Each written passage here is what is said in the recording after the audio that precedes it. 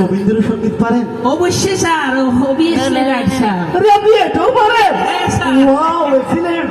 হ্যাঁ। সে সব পারেন। আচ্ছা দেখি রবীন্দ্রসঙ্গীত পরিবেশন করুন তো। হ্যাঁ, রবীন্দ্রসঙ্গীত পরিবেশন করে শোনান তো।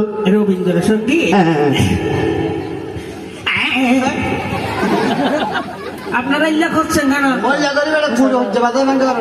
এবার তো হারমোনিয়াম চালু করছি রে স্যার, ও আচ্ছা আচ্ছা, করেন করেন। হারমোনিয়াম চালু করছি রে। সেরিঙ্গা